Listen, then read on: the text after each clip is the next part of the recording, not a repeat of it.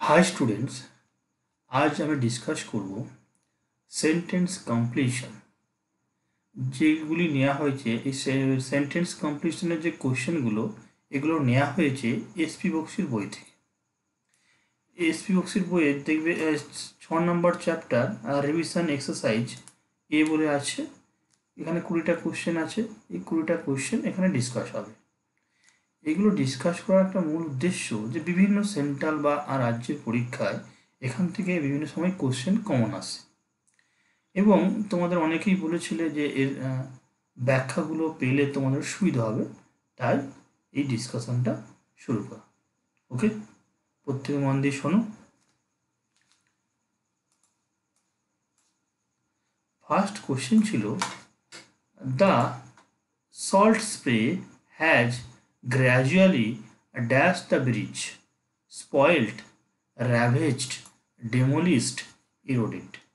তো এখানে প্রতিটার মানে একটু আমরা লক্ষ্য করব, তারপরে ফিল আপটা দেখব। স্পয়েল্ড মানে নষ্ট করা, ড্যামেজ সেন্সে পচে পচে নষ্ট হয়ে যা এরকম, বা নষ্ট হয়ে যা সেন্সে।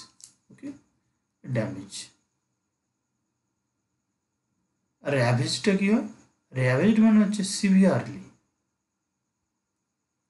সিভিয়ারলি ড্যামেজড হলে তার ক্ষেত্রে আমরা এই র্যাভেজড ওয়ার্ডটা ইউজ করে থাকি। ডেমোলিস্ট মানে হচ্ছে ডিস্ট্রয়, ধ্বংস হয়ে যাওয়া সেন্সে, নর্মাল যেটা বাড়ি ঘর ধ্বংস, ডেমোলিস্ট ধুয়ে মুছে সাফ হয়ে যাওয়া, এটা ইউজ হয়ে থাকে ডিস্ট্রয়। বাট এরোডেড ওয়ার্ডটার মধ্যে অবশ্যই ডিস্ট্রয় সেন্সটা আছে, বাট এখানে গ্র্যাজুয়ালি মানে ধীরে ধীরে কোনো ফেনোমেননের মাধ্যমে বা এলিমেন্টের মাধ্যমে ধীরে ধীরে ক্ষয়প্রাপ্ত হলে এরোডেড, মানে এখানে একটা স্লো সেন্সটা কাজ করে, স্লোলি আর ধীরে ধীরে। তো এখানে এরোডেড ওয়ার্ডটা কী হবে? আনসার। তাহলে কারণ এখানে দেখো সল্ট স্প্রে, নোনতা জিনিসটা ব্রিজগুলোকে কী করছে? ধীরে ধীরে নষ্ট করে দিচ্ছে। সুতরাং এখানে সল্ট স্প্রে যে পানের পিচ বা বিভিন্ন রকম নোনতা জিনিস, যেগুলো নুন এরকম জিনিস পড়লে ব্রিজ বা লোহার জিনিসগুলো কী হয়? নষ্ট হয়। তো এখানে ধীরে ধীরে প্রসিডারটা ধীরে ধীরে বলে এখানে এরোডেড answer.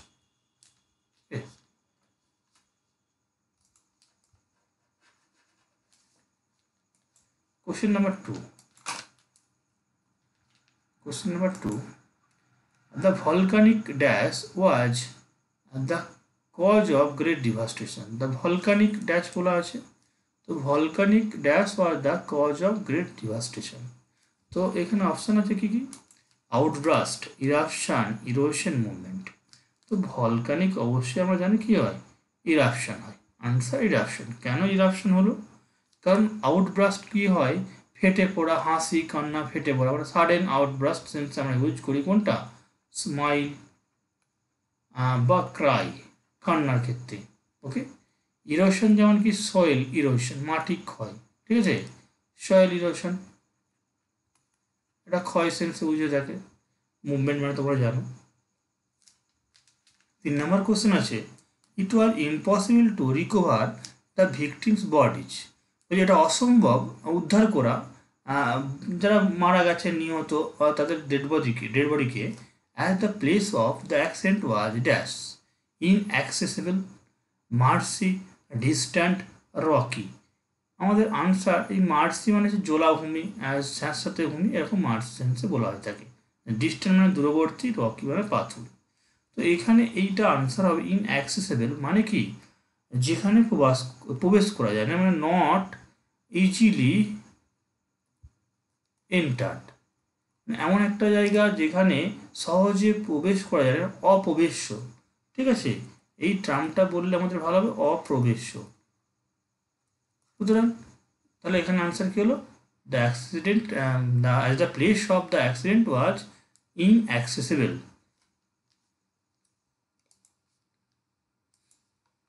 Question number 4. In order to maintain good health, one should eat. কি আছে? In order to maintain good health maintain করার জন্য one should eat a dash diet, rich, spicy, balanced, salty। অবশ্যই কি হবে? ব্যালেন্সড হবে, সুষম। এখানে সুষম বলতে কি, পুষ্টিকর, এই সেন্সে সুষম, তাহলে এখানে ব্যালেন্সড আনসার হওয়া উচিত। ওকে, কোশ্চেন নাম্বার 5 দেখবো কি আছে। As a result of dash, many unsuitable candidates were selected for the post. এখানে যদি লক্ষ্য করি আমরা, দেখো এখানে আছে টলারেন্স, ফেভারিটিজম, হিউমিলিটি, উইকনেস। এটার একটা সেন্সই হচ্ছে কি স্বজন পোষণ, ঠিক আছে। তো এখানে স্বজন পোষণ টার্মের কাছাকাছি, নিয়ারেস্ট সেন্সে, মানে কারো অনুগ্রহিতা, কারো হয়ে কিছু কাজ করে দেওয়া, তার as a result of favouritism বা নেপোটিজম। এর কারণে কি হয়, অনেক সময় যোগ্য মানে আনসুইটেবল ক্যান্ডিডেটসরা কী হয়, were selected for the post, মানে যারা আনসুইটেবল মানে অযোগ্য তারা চাকরি পেয়ে যায়, নিয়োগ হয়ে যায়, কিন্তু সুইটেবলটা বাদ পড়ে যায়। তাহলে এখানে এই টার্মটা আনসার হলো। হিউমিলিটি টার্মটার মানে কি, এটা মানে হচ্ছে মডেস্টি, মডেস্টি। ওকে, টলারেন্স মানে হচ্ছে সহিষ্ণুতা। Question number 6. There are several ways of dash the price at which product can be marketed. তো সেখানে অ্যারাইভিং, থিঙ্কিং, ডিটারমাইনিং, নোটিশিং। তো সেখানে অনেক রকম পথ আছে কি করার জন্য না, ড্যাশ দ্য প্রাইস। এখানে ডিটারমাইনিংটা আনসার হবে, কারণ এটা মানে কি ফিক্সিং, স্থির করা, নির্ণয় করা, বাংলা করলে কী হবে নির্ণয় করা, আর স্থির করে দেওয়া। তাহলে সেখানে বিভিন্ন রকম পদ্ধতি আছে কি মূল্যকে নির্ধারণ করা, নির্ণয় করা, at which a product can be marketed, যেটাতে বাজারযোগ্য সেটাকে করা যাবে। ওকে, এই ডিটারমিনিংটা হচ্ছে আনসার। বাকিগুলো অ্যারাইভিং, থিঙ্কিং, নোটিসিং তুমি জানো যে যেগুলোর মধ্যে এটাকে অ্যাপ্রোপ্রিয়েট হচ্ছে। Okay, question number 7.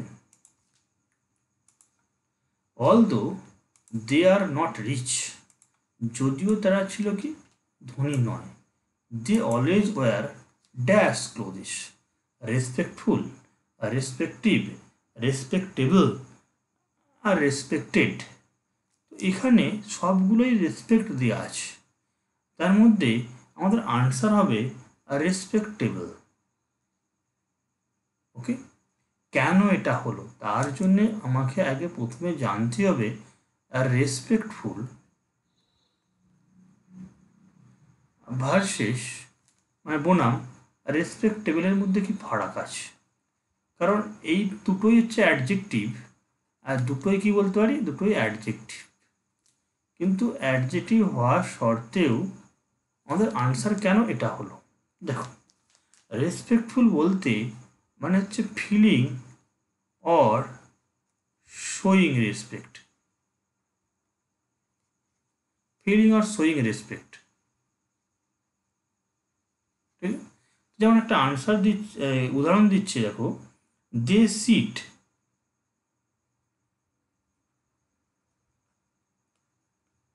In respectful silence, মানে তারা একটা নীরবতার জায়গায় বসেছিল, যেটা অবশ্যই রেসপেক্টফুল সাইলেন্সের মধ্যে, বলতে এখানে মানে তারা বসে আছে চুপচাপ, যেটা অবশ্যই কি মানে কেউ চুপচাপ বসে আছে নীরবে, কোনো ডিস্টার্ব করছে না, এটা অবশ্যই কি প্রশংসার যোগ্য, অ্যাডমায়ারিং। তার মানে সে শো করলো রেসপেক্ট, তাকে আমরা প্রশংসা করলাম। এই সেন্সে আমরা ইউজ করে থাকি হচ্ছে রেসপেক্টফুলকে। বাট রেসপেক্টেবলটা ইউজ হয় কখন, এটা ইউজ হয়ে থাকে রিগার্ডেড বাই সোসাইটি, কি বললাম, regarded by society, society to be good, to be ভালো হবে, মানে সোসাইটি বলবে এটা খুব ভালো। অবশ্যই দে অলওয়েজ ওয়্যার আর রেসপেক্টেবল ক্লোদিস, তার মানে এই সোসাইটি এটাকে কি বলেছে, ভালো ড্রেস, ভদ্র ড্রেস, সম্মানীয় ড্রেস, এই সব মিলিয়ে আমাদেরকে কি আনসার করতে হলো, এই রেসপেক্টেবল সেন্স। ওকে, কিন্তু বাকিগুলো একটু আর ব্যবহারটা দেখে নেবো কী ব্যাপার আছে। বিষয়টা দেখো, এখানে একটা রেসপেক্টিভ বলে একটা ওয়ার্ড আছে, যেটাকে আমরা কি বলি, পার্সোনাল সেন্সে ইউজ করে থাকি। পার্সোনাল, যেমন রেসপেক্টিভ ভিউ আর পার্সোনাল ভিউ বা বিলঙ্গিং সেন্সে ইউজ করা হয়ে থাকে। রেসপেক্টেড হচ্ছে V2 ফর্ম হচ্ছে অফ রেসপেক্ট, শ্রদ্ধা করা। ওকে, তাহলে আমরা আনসার হলো কোনটা, সাথে এটা।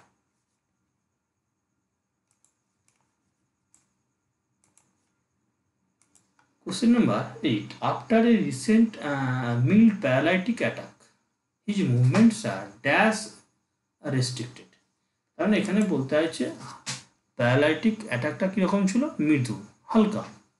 সুতরাং তার মুভমেন্টস কী করা হয়েছে, তার গতিবিধিকে, হাঁটাচলাকে কী করা হয়েছে, আর এন্টায়ারলি রেস্ট্রিক্টেড হবে না, নো হ্যার রেস্ট্রিক্টেড মানানসই নয়, নটও না, স্লাইডলি মানে কিছুটা কিছুটা নিয়ন্ত্রণ করা হয়েছে, otherwise he is still very active.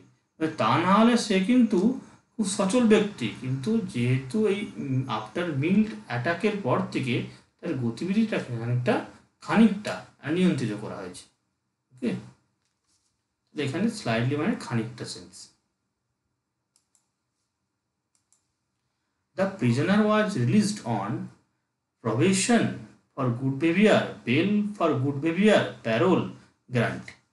সুতরাং এখানে আমরা আনসারটা করার আগে একটু অপশানগুলোকে নিয়ে একটু দেখে নেব কি মিনিং।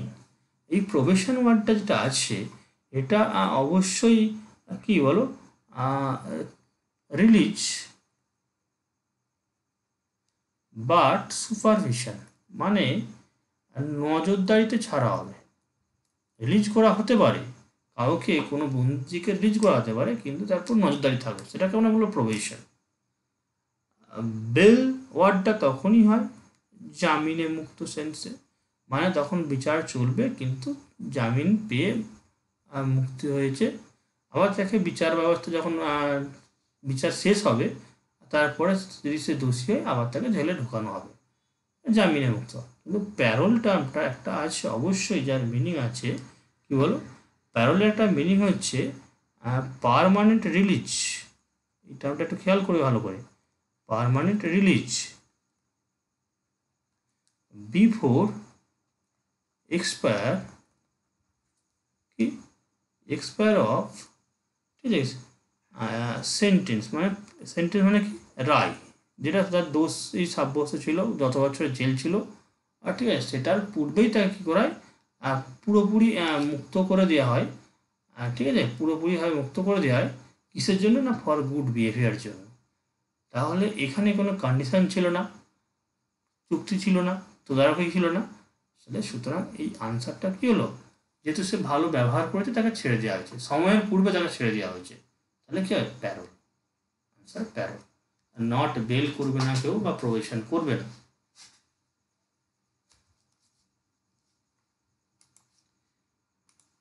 কোশ্চেন নাম্বার 10, এখানে আছে দেখো, Rajiv is true as far as his food habits are concerned. Because ব্যাপারটা হচ্ছে যখন আছে true dash, enjoyable, fastidious, curious, interesting. এখানে যে কনসার্ন হয়, উদ্বিগ্ন হয়, সে অবশ্যই কোনো বিষয় নিয়ে যখন কেউ উদ্বিগ্ন হয় সে সেটাকে এনজয় করতে পারে না, হবে না, বাদ। কিউরিয়াস মানে কৌতূহল হবে, আবার উদ্বিগ্ন হবে, সেটা একসঙ্গে নয়, ইন্টারেস্টিং না। এই ফাস্টিডিয়াস মানে কি, খুঁতখুঁতে, মানে ফুসি বলে একটা ওয়ার্ড আছে, মানে যেটা খুঁতখুঁতে, কী হয়, এদিক ওদিক ভাবে, যেটা কি হবে না হবে, কি করলে হবে, সবসময় এই ভাবনাটা তার মধ্যে থাকে, তাকে এবং খুঁতখুঁত করে সেই জিনিসটাকে নিয়ে, সেটাকে আমরা বলি কি, fastidious. Rajiv is too fastidious as far as his food habits are concerned. Okay,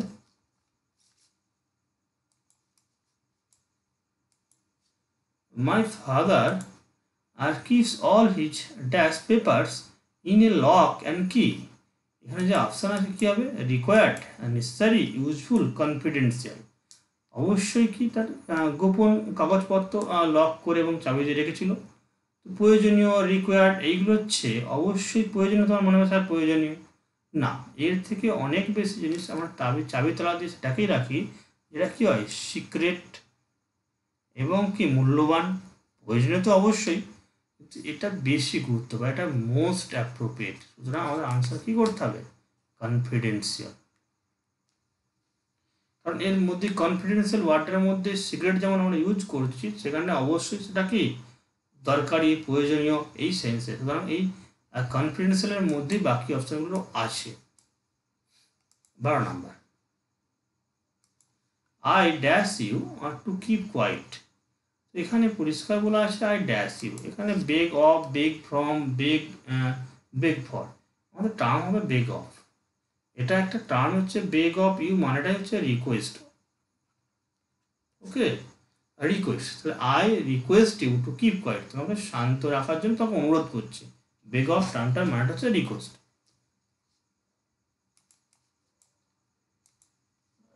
the splendour of the Himalayas, the splendour of the Himalayas, তো এখানে ফিল আপটা হচ্ছে ইডিয়মসে ফিল আপ।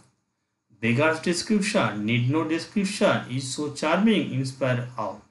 এই বেগার ডিসক্রিপশন মানে হচ্ছে যেটাকে কি সহজে বর্ণনা করা যায় না, বিয়ন্ড ডিসক্রিপশন বললেও হবে। বিয়ন্ড ডিসক্রিপশন মানে বর্ণনাতীত description. Okay, is not easily described, তাহলে এখানে আনসার কোনটা? স্প্লেন্ডার মানে গর্জাস, জাঁকজমক, চাকচিক্য, সৌন্দর্য, এই সমস্ত সেন্সে স্প্লেন্ডারটাকে বলা হয়েছে।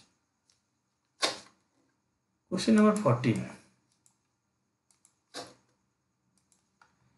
every candidate has to poll a minimum number of votes in order to avoid dash of its security।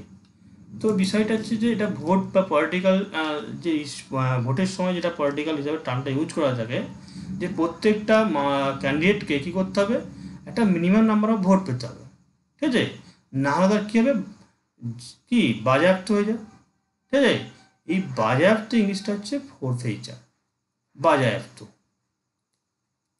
জামানত বাজেয়াপ্ত হয়েছে বলে না, বাজেয়াপ্ত, বোঝা যাচ্ছে? বাজেয়াপ্ত এইটা আনসার হবে, বাকিগুলো কিন্তু এই ভোটের ক্ষেত্রে এটা হয় না।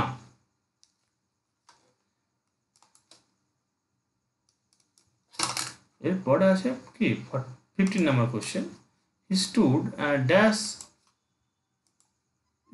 Dash as a rock and faced the challenge. তো আমরা এটা দেখবো যে কি আছে, এখানে একটা সিমিলি ব্যবহার করতে বলেছে। কি সিমিলিটা হবে বলো? সিমিলিটা হবে dash quiet as a rock, strong as a rock, solid as a rock, firm. অবশ্যই আমরা টার্মটা ইউজ করি as firm as a rock, মানে শিলার মতো দৃঢ় স্থির, ঠিক আছে, কঠিন। তাহলে এখানে টার্মটা কী হলো, এটা সিমিলি বলা হয়। সম জিনিসের মতো সিমিলার টাইপের জিনিসের মধ্যে কী হয়, কম্পারিজন করা হয়। তাহলে দেখো এমন একটা রক বা পাথর কী হয়, এক জায়গায় স্থির থাকে, শক্ত হয় একদম কংক্রিট সেন্সে, আর নড়চড় এরকম সেন্সে আমরা কী করি, ফার্ম ইউজ করি। তাহলে হি stood farm as a rock, মানে সে পাথরের মতো দাঁড়িয়েছিল এক জায়গায়, যে নড়ছেও না চড়ছেও না, ফেস দ্য চ্যালেঞ্জ, এবং সম্মুখীন হয়েছিল চ্যালেঞ্জের। Having lived, question number 16, having lived a dash life of 40 years, life for 40 years, he is not able to take any independent decision। তো এখানে দেখো একটা ওয়ার্ড আছে যে হ্যাপি, সাকসেসফুল, সেফ, ক্লস্টার্ড। এই ক্লস্টার্ড মানে কি, যারা রামকৃষ্ণ মিশন বা কোনো খ্রিস্টান মিশন বা মঠ বা মিশনে যারা জীবন অতিবাহিত করে, বা এরকম একঘরে হয়ে থাকে একটা নির্জন, ঠিক আছে, আর শান্ত জায়গায় যারা থাকে কিছু বেশ কিছুদিন, এইটা শান্ত, এটা বলা হয় থাকে ক্লস্টার্ড, মানে হচ্ছে কি সলিচিউড। এই টার্মটা এখানে আছে, নির্জনতা। অবশ্যই নির্জনতার জন্য কী হয়েছে, সে 40 বছর নির্জনতায় কাটিয়েছে, সেজন্য সে ঠিক করে ডিসিশন নিতে পারেনি। এরপরে আছে the brilliant student will be dash scholarship, honoured, awarded, rewarded, forwarded. তো এখানে যা অপশান আছে তোমার মনে হবে সবই কাছাকাছি, বাট একটা জিনিস খেয়াল রাখবে, আর ঠিক আছে, এই অনার্ড কখন ইউজ করা হয়, যখন কাউকে আমরা কী করি, সম্মান প্রদর্শন করি। সো অনার অ্যান্ড কি রেসপেক্ট প্রদর্শন করা। অ্যাওয়ার্ডের হচ্ছে ফর অ্যাচিভমেন্ট, মানে কেউ কোনো বড় কিছু সফলতা লাভ করেছে, আবিষ্কার করেছে, ঠিক আছে, অ্যাচিভমেন্টের জন্য তাকে আমরা অ্যাওয়ার্ডেড করি। ওকে, আর রিওয়ার্ডেড কখন করি? যে কোনো রেজাল্টে of action, result of action, মানে ধরেন সেখানে অ্যাচিভমেন্ট বলে কিছু থাকে না। নর্মাল কেউ একজন সেলসম্যান বেশি টাকার কি করেছে, সেলস করেছে, মালিক খুশি হয়েছে, তাকে রিওয়ার্ড দিল, কিছু টাকা এক্সট্রা দিল, এটা কি রেজাল্ট অফ অ্যান অ্যাকশন হচ্ছে রিওয়ার্ড।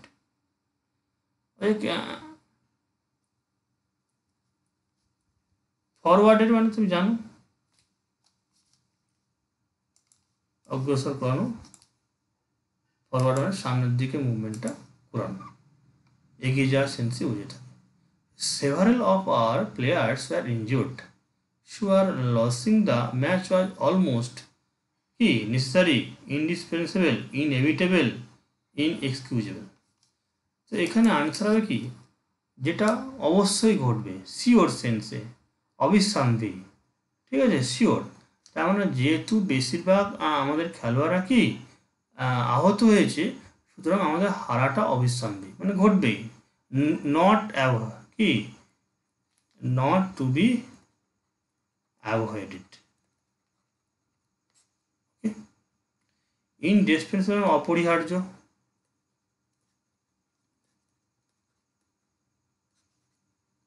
নেসেসারি মানে প্রয়োজনীয়, ইনএক্সকিউজেবল মানে হচ্ছে যেটা ক্ষমার অযোগ্য।